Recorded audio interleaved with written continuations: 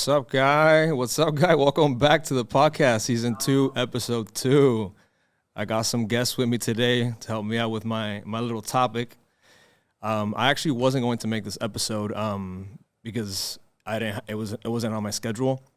But seeing that there's been some controversy with the current situation, I thought it made sense, and I thought we could maybe spread some little education towards the masses that aren't aware about why it is that there was such a strong reaction to the topic. So the topic at hand is I want to discuss communism, specifically in Cuba, but communism in general, and a restaurant trying to open up here in Miami called Café Habana.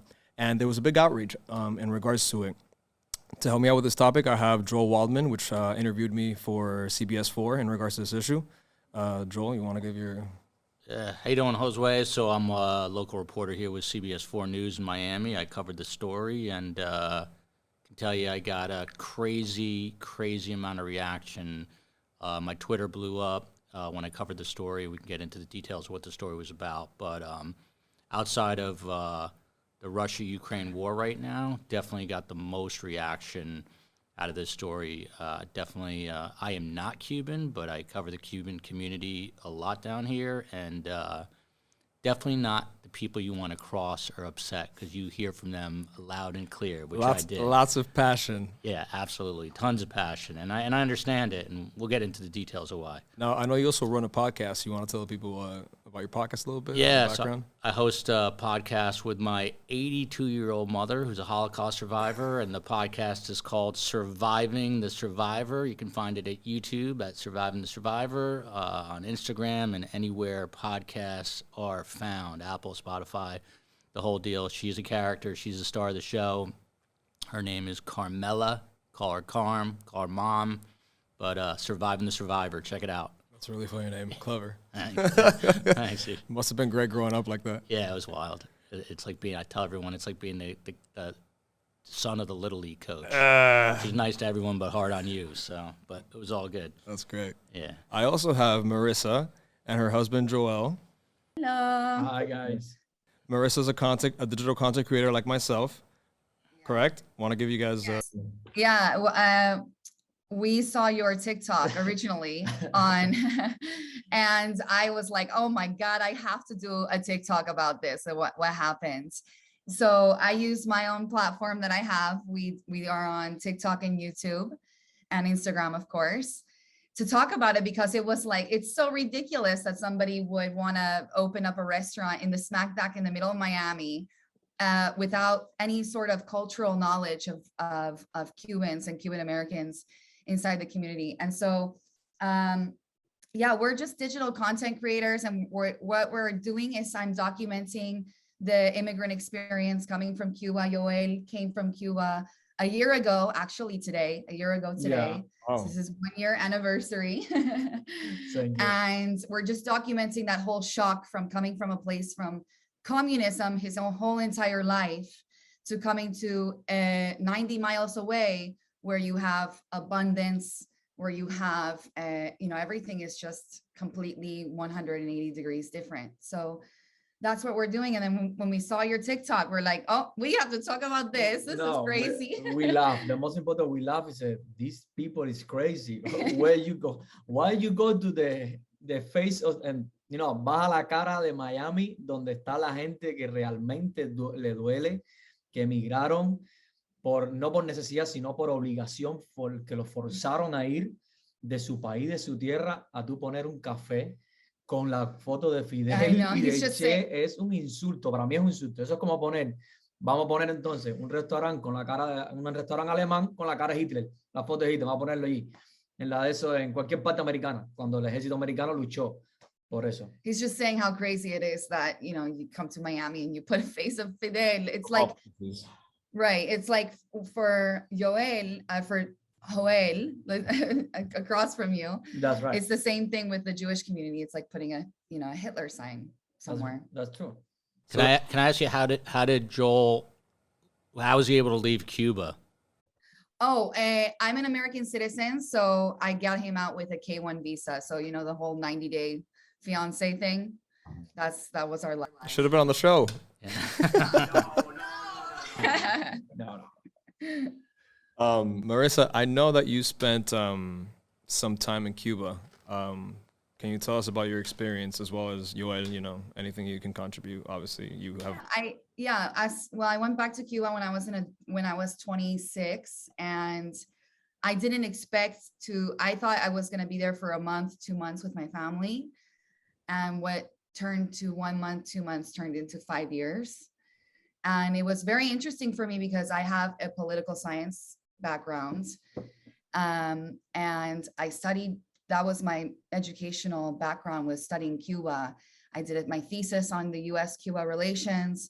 And I went because everything was changing at that time. It was 2014. And everything was changing with the Obama administration, opening up. And I wanted to see kind of like how that was affecting not only Cubans, but people outside of this whole tourism area. So people like my family who live in Pinar del Rio, which is further from Habana, from that tourism capital, and see how that would affect it. And I stayed there for 5 years documenting normal Cuban life, everything from people without no electricity to the lines, to the rations, explaining to people a country that was very closed off for most of 60 years, right? We didn't really get a lot of information or day-to-day things, and using the internet that had just come into Cuba at the same time. Wow, what year was this? 2015, the internet came into Cuba. Wow. Yeah, and so, nobody was documenting anything back then. And I said, Cuba is such an interesting place. Many people have an interest for the country. I'm going to document it. So that's what I did. That's awesome. How restricted is the internet access there? I'm sure you can't get on whatever you want to get onto, right? Well, there's actually there's more freedom than you would think. Cuba is, obviously there's a lot of human rights issues in Cuba, but I wouldn't say Cuba is like as crazy as North Korea, right? So you do have a lot more freedom in the internet use. So there is Facebook, there's Instagram, there's social media. There are some pages that they do block. So for example, Ciber Cuba, which is a news just about Cuba. It's a news organization, and they just do just Cuba. They block them. They block Joanny Sanchez, which is a very famous dissident. Her independent website with all her news, they block that. So any that's very against the revolution, they'll block. It's because es porque es un arma que ellos no contaban con eso. Creían que abrir el internet, unirse al mundo exterior, cosa que Fidel no quería porque sabía que era algo muy malo para él. Yeah. He's just saying they block these certain pages because that's sort of like a gun for people, right? Threat, so, right. It's like an arm for the people to get more information, different types of information. So before we continue, I wanted you to speak a little more about the history of the Cuban Revolution, how it came about. But before that, I wanted to go ahead and explain for those that are listening that don't know about the Café Habana situation. So Café Habana is a restaurant that opened up in 1998 in New York City. They have locations in Tokyo and Malibu. Believe it's 3 men that own them. I'm not going to say their names on the podcast. You guys can look them up if you want to. So they tried to open, or they are opening up a branch here in Miami. These other locations, they glorify the inception of the Cuban Revolution. So the restaurant is based after the original Café Habana in Mexico, where it is said that Che Guevara and Fidel Castro came up with the idea of the Cuban Revolution. And a lot of their other branches, they have pictures of Che, Fidel, and they glorify all these communist ideologies. So you can see why opening up that restaurant in Miami, where it is the home of Cuban exiles, they would be outraged. Like these Cubans, for example, we all have every Cuban has a personal story.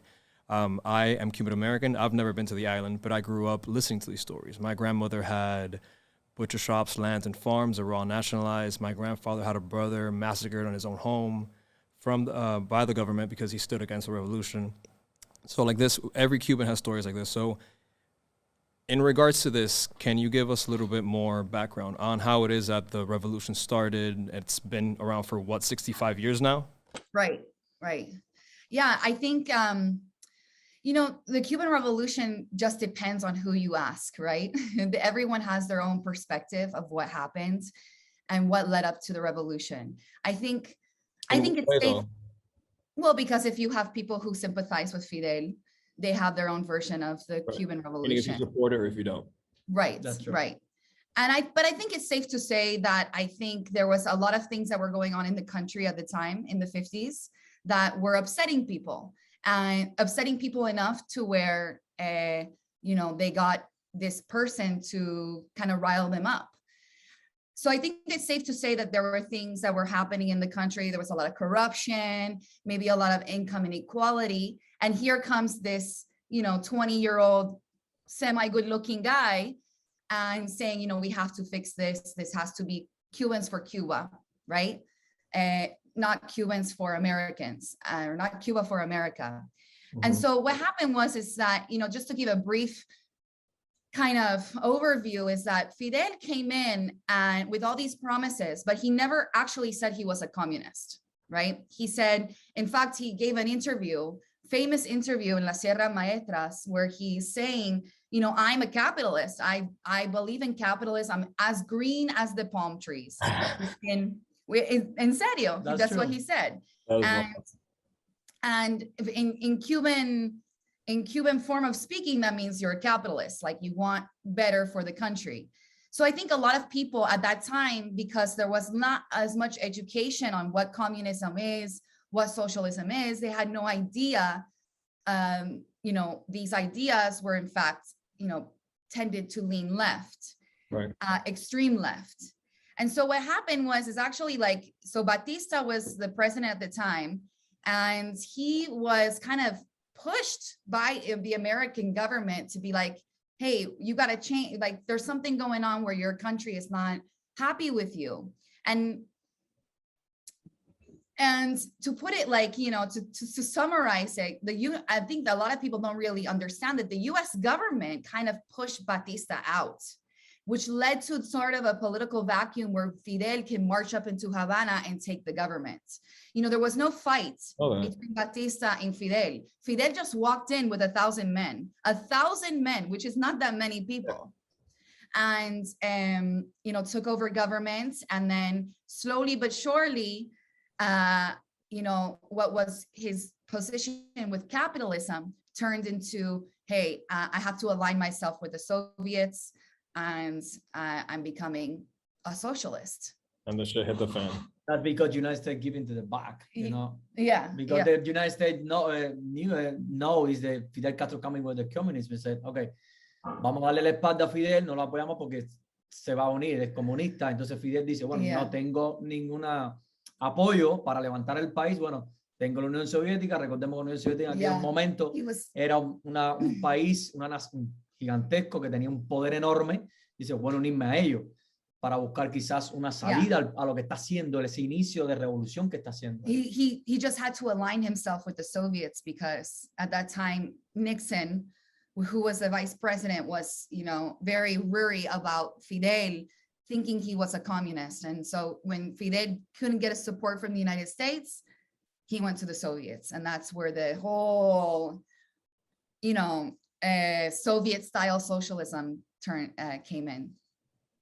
And that's where the initial ties, I'm guessing, between Russia and Cuba were. Right. Yes, very much so. Yeah, it was in that sort of, it was very quick too. It was in between 1959 and 1961, 62, where they kind of aligned themselves together. I believe in Russia is following Fidel Castro when he beginning to the fight in the Sierra Maestra. I feel it's the Russian security, como el KGB, es la KGB, ¿no? Sí, se llama KGB. KGB. Maybe following the Fidel y waiting, como si fuera algo de déjame esperar que sale de Cuba, porque, United States and Russia is Cold War, and Cuba is 90 miles to Miami, 99 to United States. Right. I feel the Russian security is following Fidel in that moment and waiting what happened. Yeah.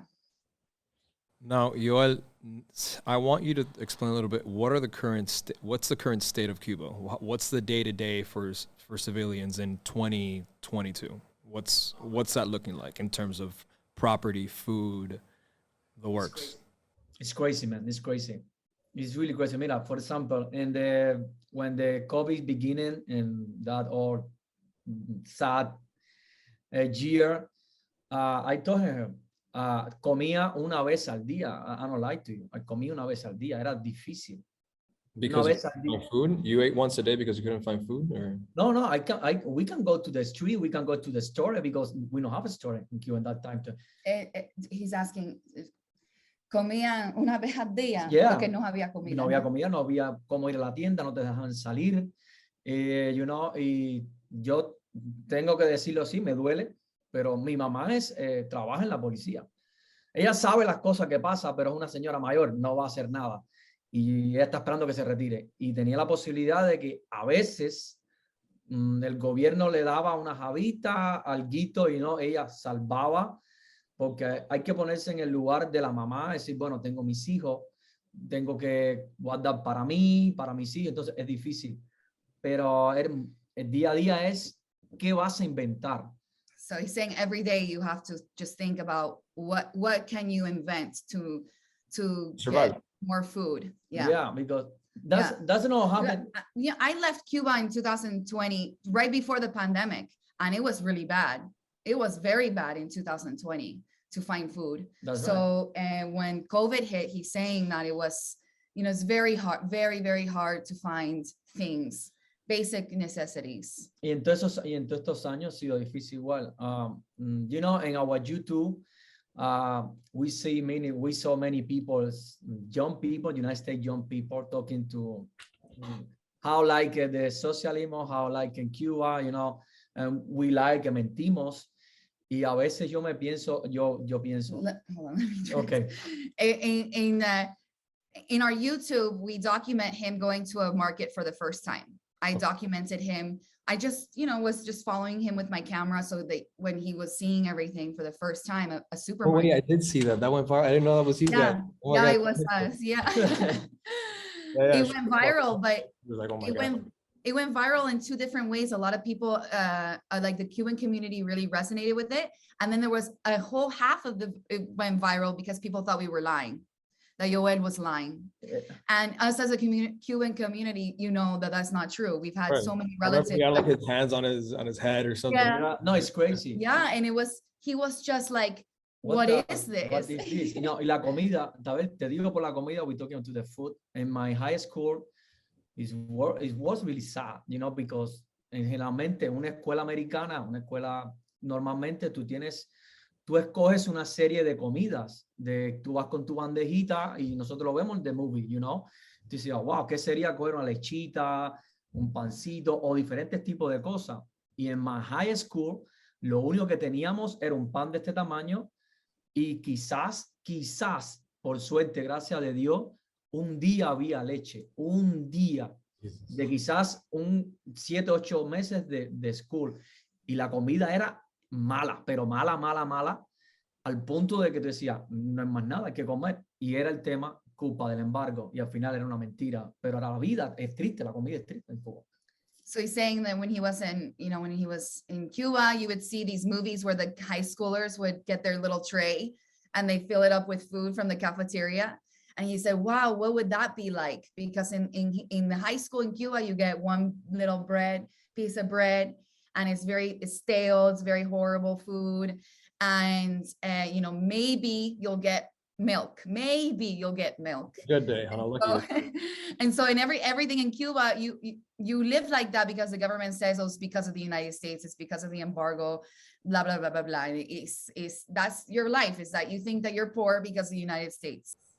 I'm curious. So we talked about how the internet, like the advent of the internet in Cuba, didn't really come on until I think you said 2015.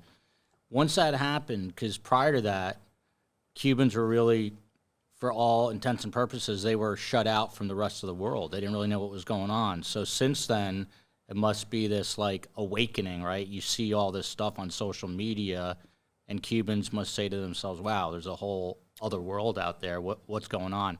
Has that become an issue inside of Cuba and a problem for the government? Very much so. I think you know about the July 11th protests. Yeah. Right? Okay. So the July 11th protests, on that day, there was a huge mass protest around 40 different cities in the country. And I think that is a slow, very slow result of the internet opening up, information coming in, different visuals. They see their family in Miami for the first time in their life on a video screen, and they can see where they live. They can see the Target. They can see Walmart. They can see Home Depot right in front. Right. And so Man, it's funny. The Walmart video, I have the friend in my neighborhood. He texts me saying, "Man, and see you." For me, what? No, what do you say? He said, "And see you in the Walmart video." The friend in my neighborhood, he said, "Why you see that when?" He said, "No, because I have another friend, and he told me, man, you need to see the Cuban guy in Walmart." When he saw the video, he said, "Fuck, this Joe." And he texted me, and he told her mom, the video said, "My mom cried, man, because he saw your video." Yeah. And she said, "Wow, this is a real life. Yeah. We don't have this here." And that's a history. When you came here, Joel, what was your first impression of America when you first got here? Food? You like pizza? What kind of food? Oh, everything. When you, my first was in Miami, and everybody in Cuba go to Miami the first time. Y cuando te choca a la hora, ¿cuántos restaurantes? How many restaurants there are? Comida, diversos lugares, países. Mira, es algo insane. He's saying how many restaurants of different cultures there are, It's and how insane. many restaurants there just are. That's interesting. It wasn't about the Ferraris. It was about the food. That's interesting. Ferrari. Crazy, man. It's crazy. Our first night in Miami was a little crazy because It's very crazy. my family has a place in Miami Beach, and you guys all know about Miami Beach. It's a hot mess. And so his first night, the first hour in the United States, we were in Miami Beach, and Mahena, they're like people twerking on the side in the middle of the road. That's a lot to walk into. Oh yeah, a lot of information for me because seriously, in 3-4 días me dolía la cabeza. Literally, I told you the truth. I bet. I have the headache. Rating. Yeah, because a lot of information in my mind, the car, the building, the light, the people, the dress, everything. And one time they say, "Wow, I can do it. Literally, I have a headache. Isn't That's that a real life It's concept? wild. It's insane. I grew up outside New York City, and I remember I have little kids, and I brought them the first time to see Manhattan. And Joel, have you been to Manhattan? Make sure you bring the camera. My kids they still talk about. They can't believe how big the buildings are, But Miami's become a big city, so you get an idea here at least. But Right. It's sort of like Americans going to New York for the first time if they're not from there, and you're like, wow, that kind of shock. But just imagine 10 times worse, 10 times bigger. The menu, my mom. One day, my mom. Called me in the phone, and that time we eat something in the one restaurant. I forget the name of the restaurant, and she told me, "What do you eat?" I said, "Mom, we have in the menu 120 things." She said, "100?" Yeah, Mom, 120. So yeah. That's it. And here is normal. Mind blowing. Yeah. there are restaurants in Cuba, though, right? You can go to a restaurant in Cuba or no? Oh Yeah, there's restaurants. That's it. That's one thing that the government kind of liberalized was restaurants. But and is it things like only that. for the wealthy? No, there's restaurants for everyday Cubans as well. But most Cubans, most Cubans don't go to a restaurant every day or once a week. I mean, it's a very special occasion That's true. that they go to a restaurant. That's true. So, Joel, I really want your outside perspective because I know we speak with this with passion because we're emotionally involved, right? And it's emotions get into play, and sometimes you're not as objective. So, but you live in Miami, you've been around the Cuban community. What's your take on how much of this did you already know, or what do you, as an objective outside view, you know, how do you feel about, or what do you see? What's your perspective on it? Yeah, so for full disclosure, I worked here back in 2005, and then I left, and I worked for a channel that most Cubans here love, Fox News Channel. So I'm a hero here. Other places, I'm a zero. But listen, I love Miami, and I love it because of, you know, the culture and the Cuban community. You know, it's so eclectic here. I mean, you really feel like they say New York City is a melting pot, but I really feel like Miami is a true melting pot, at least for, you know, the Latin community, Latin America. And I get it. You know, a lot of different groups of people have been persecuted. The Cubans have been through hell and back with what happened in, you know, with Fidel and his regime. And you see what's going on right now in Ukraine with Russia. And I'm sure Joel has his thoughts on that as well about, you know, basically this communist dictator now having his way in World War II. And that kind of comes full circle because my mother is a Holocaust survivor, and she is very frightened about what's happening right now. So tell us a little more about that experience, whatever you feel comfortable sharing. Yeah. So you know, oppressed groups in general, just hear your side of. Yeah. So my mom was one of the, it's funny, you asked me about Carol Baskin. I had Carol Baskin from Tiger King on our podcast, Surviving the Survivor. And one of the things that my mother and Carol Baskin, one of the conclusions they came to, that both tigers and Holocaust survivors are now endangered species. So there's very few Holocaust survivors left. My mother was very young when the war broke out. Her father was taken from her, my grandfather, right in front of her, and my grandmother had cut a hole in the fence, and they literally ran out. And my mother was hidden by Catholic nuns in an all-boys school. Jesus. And that's how she survived. So she was there for about 8 months before she was reunited with my grandmother, and my grandfather was gassed in Auschwitz. So you know, I never got to meet my grandfather, obviously. And it seems like, you know, 25 lifetimes ago, but it's only one generation. But history, like they say, repeats itself, right? And my mother's, you know, very concerned about what's going on, like I said, in Europe now, because it's basically, in a lot of ways, how World War II started.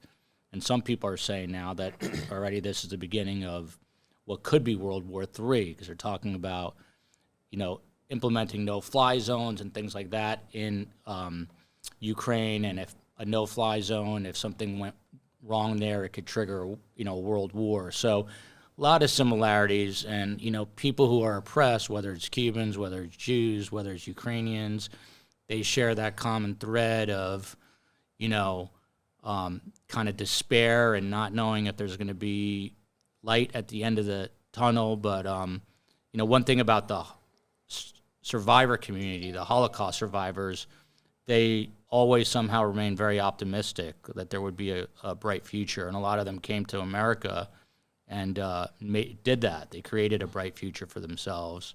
You know, my mom being one of them.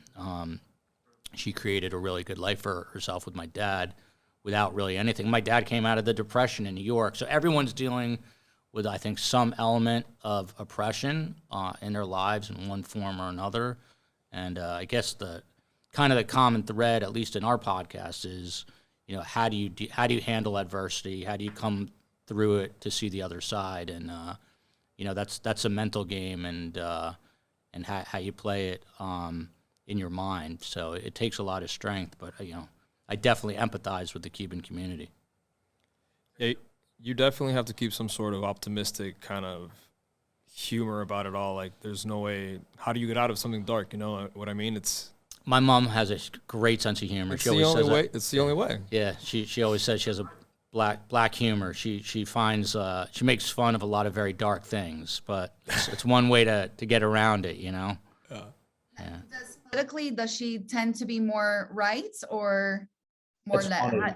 So when she was younger, when I was a kid, she was definitely more kind of liberal, leaned left. But now that she's 82, definitely a little more right wing, a little more. That seems to be the case Yeah. with most people when they start. Yeah, she has a lot less tolerance, and feels like a lot of the liberal policies haven't worked to help people who really need the help. So she's definitely.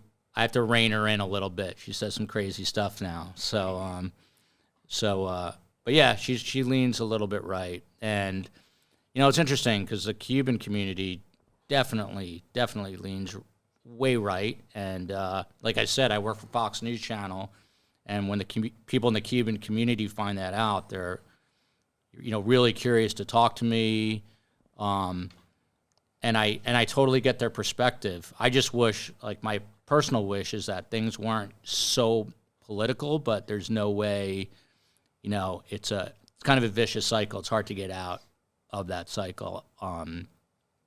And personally, for me, it's like I go issue by issue, like socially, there's this, I don't want to go crazy and way off track here, but there's a don't say gay bill going on in Florida right now where they're trying to pass a law, which I think is going to pass today, where you're not allowed to bring up anything related to your sexual orientation in school. And to me, that takes it a step far.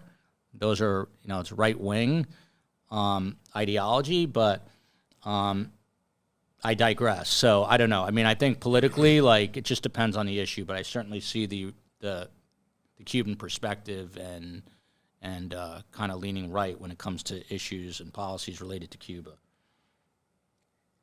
Now, I also wanted to run something by you both and see your opinion on things. I've been very vocal about, this restaurant being disrespectful, and personally, I don't want it to open up. And I've been very vocal about its lease not being accepted, its lease being canceled, not allowing the restaurant to open up, because I feel it is disrespectful. I created a petition about it. Some people agreed with it. Some people did not. Some people, agree with the fact that it's egregious, that it shouldn't even be accepted. The community should stand up and not allow them to open up. And others have said, well, then you're kind of doing the same thing that, a dictator would do. Let the free market do its thing. So I would like to hear both of your perspectives on that. Marissa? I absolutely 100% support the community voluntarily pressuring the owners. I don't even remember his name, the owners to shut down. The problem that I have is when you get government to do it. That's an issue that I have, that I see the same ethos in communism as I see here. I don't think the government should get involved in saying that a person can or cannot open up a business because of their political affiliation or because, they support Fidel. I do, though, think that the free market is cancel culture in a way. And the free market can say, no, we're not allowing this to happen. We're going to boycott every single day. We're going to, if you do open, we're going to be there every single night, all through the hours to pressure people to not come into your restaurant. And then they would be forced to shut down. That I do agree with. The thing that I do not agree with is the government doing that for the community. I think that is a fine line that I see a lot of common similarities with the dictatorship with. Okay. And it's a slippery slope, because then if that's okay, the government does that, who else are we going to target? What if Miami becomes blue and then they'll start targeting Republicans, right? Or right-leaning owners of businesses. So it's a fine line. Yeah, I think the exact same thing. I mean, I think it's, Marissa said it best, it's a slippery slope. If you start to pull a permit, you get the city to pull the permit. I think that the Cuban community is strong enough that capitalism, which is what Fidel is adamantly opposed to, I think capitalism will solve the problem, because I don't think, Cubans are going to patronize a restaurant. I don't think they're going to go. The problem with Miami, it's a huge tourist community, and a lot of them are ignorant to the plight of the Cubans. And so, I mean, my fear is that people are going to have no clue. They're going to be in Brickell. They're going to see Cafe Habana. They're going to be like, oh, it's a Cuban restaurant, and they're going to go in and they're going to support it. So there is that aspect where, and look, there's a restaurant in Malibu. So, you guys went there, right? To the Malibu location. I grew up near Malibu, so I've always known about it. Yeah. I don't want to name names, but I will. So one of the owners is actually Cindy Crawford's husband. Yeah. And he owns one of the locations, I think the Malibu location. But, there's going to be tourists that go. I think that they are, they're probably rethinking their decision to move here, but I have no idea what the situation with their leases or legally what they're bound by. It looks like they're going to open. I haven't been down there since I did the story, but I know there was signage up on the building. Everything's still up, yeah. Yeah, everything's still up. So my guess is they're going to open, and when they do, people like Josue, I'm sure, is going to they're going to protest it. We'll cover it as part of the media, and it's going to, I'm sure, create a lot of buzz. And I think Cubans are going to be obviously adamantly opposed. Your mother, or your grandparents, and Marissa, your parents, are not going to obviously patronize the restaurant, I don't think, and a lot of other Cubans will not. But it's going to be interesting to see how it plays out. But again, I don't think the solution is getting the city of Miami involved in pulling permits, because then you're becoming Fidel yourself, right, to a degree. And the way I see Josue is like, let me pull those permits. I completely see this side, and it makes complete sense, and I see the reasoning. But I guess where I'm kind of where's the gray area where it would be considered? For example, you made a good example earlier. If this was a restaurant with Nazi-inspired themes within a Jewish community, this wouldn't. It would not fly. It would not fly. Yeah. It would be immediately cut. Mm-hmm. You know what I mean? Because it's a hate crime. It's considered a hate crime. Mm-hmm. So it's not like a dick measuring contest of which oppressed group is like, because I'm not out here saying, oh, the Cuban oppression is greater than the Armenian genocide, or you know what I mean? It's where is the line as to, these were cold-blooded killers, right? Massacred thousands of Cubans. Where is the line that it's considered, well, this is also a hate crime? You're opening up a restaurant within a Cuban community of the people that oppressed and killed many of them. That's a great point. Like, if they're opening up a restaurant called Cafe Adolf, and there was a picture of Adolf Hitler, it wouldn't fly. They wouldn't let it open, I don't think. There'd be too much public pressure. So it's a fair point, fair point. Marissa, you want to take that one? Yeah, I think it's a fair point. I think it also points to a larger issue that we have as a Cuban community, is that the revolution is very much romanticized all over the world. Cubans, I feel like we're always like fighting for, no, but this is how it is. This is how, we're always gaslighted. And I don't think Jews have that problem as much with Hitler, because Hitler is like, Hitler is like the standard of how horrible a dictator could be. Right.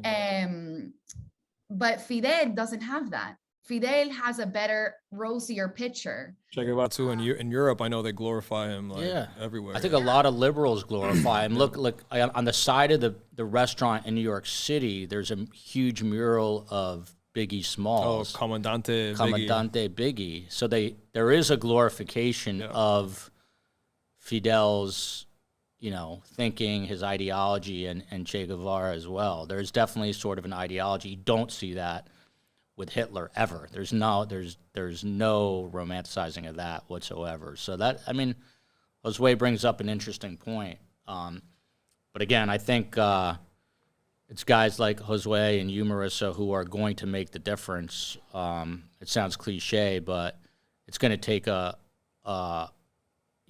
public opinion and social media, the power of social media today, which you have to sway people's thinking. Yeah, for sure. Yeah. My thing is also Miami's this is all happening at a very interesting time in Miami because Miami's changing very quickly. We know Miami's now the capital of the United States. Basically, everybody's flying in, either vacationing here or living here, buying out. Lots is changing in Miami. The market is insane and the traffic is insane. So to me, it goes beyond the restaurant. It's not even just because of the influence the restaurant has, but it sets the precedence. Join our community from wherever you're coming from, but respect our community. You know, if we let it fly, then what else is gonna sneak in? You know what I mean? And it won't be long until you look around and you're like, what is Miami? This is not the place that it was 5 years ago. You know what I mean? I think that's gonna happen regardless, unfortunately. No, I mean it's definitely going to change, but I feel like maybe as a community we can sway how far it changes, or you know, like to what extreme it changes. Yeah, I mean, I think the whole community is also a monolith either. You know, we have different, there's, you know, there's Cuban Democrats and there's Cuban socialists, which is crazy, which I have discovered after this whole July 11th protest. There are Cuban socialists, which I'm like, okay, what are you doing living in Miami? But but I think it's gonna happen. I think, unfortunately, when I was little, when I was younger, I went to, you know, I'm not from Miami, but, you know, obviously I'm very tied to Miami. And just seeing it from when I was younger to now, I mean, I can't even believe how much it's grown, how different it is. Yep. And yeah, but I think there has to be some sort of, I think that comes from the community. It doesn't really have to come from government necessarily. I can tell you this, I've had the fortune, so I grew up near Manhattan. I worked in New York, in Manhattan a long time. I worked in Washington, D.C., covering Trump for Fox News, and I worked and lived in Los Angeles, and now Miami. There's no community like the Cuban community in any of these places. It's just such a vibrant, like, when I come to Miami, I feel like it's like a heartbeat. It's just like the city is literally pulsing, because and a big part of that is the Cuban community is just super energized, super alive. I mean, you saw it during the election. Again, very pro-Trump during the election, pro-Republican. But you could like, it sounds like a cliche, but it's palpable. Like, you can feel it here, and you don't feel it the same way necessarily in other cities. And so I think the Cuban community will take care of itself. With that said, as the son of a Holocaust survivor, like, you always have to, one thing my mother always does do is she kind of has her guard up. She's always got like a paranoia, like, this could happen again. Like, what's going on in Ukraine right now? This could happen again. Or could the Nazis come again? So I think, Josue, I think you bring up a good point. Like, you know, one Cafe Habana is not a big deal, but does that turn into 2 or 3 or something bigger? Right. And I think, you know, it's up to guys like you, young guys who are aware of this stuff, and people like Marissa, to kind of keep a guard up for it, you know? And try and educate, too, yeah, you know? Yeah, education is huge, you know?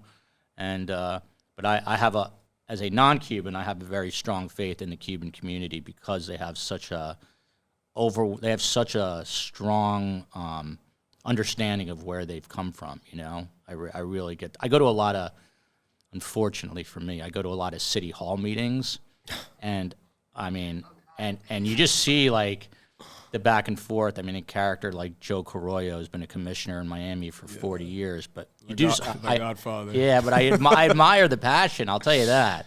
There's definitely passion. Oh my God, yeah. But you see it. I mean, you see it. It's real. It's undeniable. You don't always agree with the stuff he says, but that, I feel like that passion permeates the whole city. So I think you guys are. No, I agree. I think the Jewish community and the Cuban community have so much in common, because we're very strong, centrally focused. We're very much together. And I'm so excited that you're on the podcast as well, because I think that there's so many similarities between our two communities. I don't know how much. Yeah, I don't know how much. There are a lot of Cubans in Miami. Yeah. We got Oh plenty. yeah, as well. What I just found out that I didn't even know. So my grandparents lived in Romania when World War II broke out. So my grandfather had 9 brothers and sisters. Only 3 survived. the Holocaust out of the 9. But my uncle couldn't get to America. He actually immigrated to Cuba. And he was, so my grandfather, I didn't know this till recently, he was a tobacco picker in Cuba before he came to America. Spoke fluent Spanish and lived in Cuba. This is, before the revolution, but... Look at where you ended up. Yeah. I never knew. So my dad has, this is wild, has Cuban cigars like in the container from like 1940 something. Can you still smoke those? I don't know. Probably not. Find out. Yeah, I will. They're somewhere. Yeah. I don't know how much traveling you've done, but for me, like within all of the Latin community, I think not to like toot our own horn, and maybe you can cut this out, but I think Cuban community is like the strongest Latino community in the United States by far, like very, very much like in tune with everything that, from politically to financially, just like the Jewish people, the Jewish community. I think it's a product of that oppression. You know what I mean? I think so, yeah. But many other Latinos have had that as well, like the Nicaraguenses, like the Venezuelans now. They're not as tight knit. I think, in my opinion, I don't think the other Latino communities, at least that I've seen, are as tight knit. Is what I'm saying. Yeah, it's incredible to see, because I think when we came here in the 50s, like when that first exile community, I think we very much set up like, hey, we're gonna be involved in politics in this country. Cubans have such huge political power, and we're not even the majority of the Latinos. The majority of Latinos are Mexicans and Central Americans. And the Cuban power, just like the Jewish power politically, is so incredibly strong. And I think that has attests to our fabric in the community. That's a really good point. Yeah. Yeah, because you come to LA and nobody speaks Spanish. Nobody speaks Spanish in LA. I mean, you have these the Latino people. You think that they're Latino, they speak Spanish, and they don't speak Spanish to you. In Miami, that would never fly. You have to speak Spanish. I don't know how you're doing it, living here without speaking Spanish. I get by. But you speak some, right? I speak very little, very, very little. My dad makes the joke, the best thing about Miami is it's so close to America. All right, guys, great convo today. You guys were stellar. Thank you. Thank you for having this conversation with me. Hey, thanks for having us. Of course. I hope everybody listening or watching learned a thing or two. Joel, you want to give your listeners your plug, where they can follow you, see more of you? 100%. So it's Joel Waldman. The podcast is Surviving the Survivor. Marissa, you better subscribe today. I've got Surviving the Survivor on YouTube and wherever podcasts are found, Apple, Spotify, you name it, we're there. And survivingthesurvivor.com. Check it out. Beautiful. Marissa? We're on YouTube as Yoel and Mari, and you guys could subscribe to our YouTube there, on TikTok as well, and Instagram. So we're on all the social media, but we're mainly doing a lot of YouTube content right now of Yoel and I doing different activities we've never done in our lives. So it's exciting. So if you guys want, please subscribe. Good shit. Alrighty. Thank you, guys. Thank you. Appreciate it. Thanks for having us on. Of course. That's all the time we have for today. Como siempre, have yourselves a good day. Y no se metan con nadie para que nadie se las meta. Peace out. Thank you, Marissa. Thank you, guys. I hope everything was okay. Wait, sorry. I was on that side? One more time. Oh, sorry. What did I say? This is the last part. Fuck. All right, guys. That's all the time we have for today.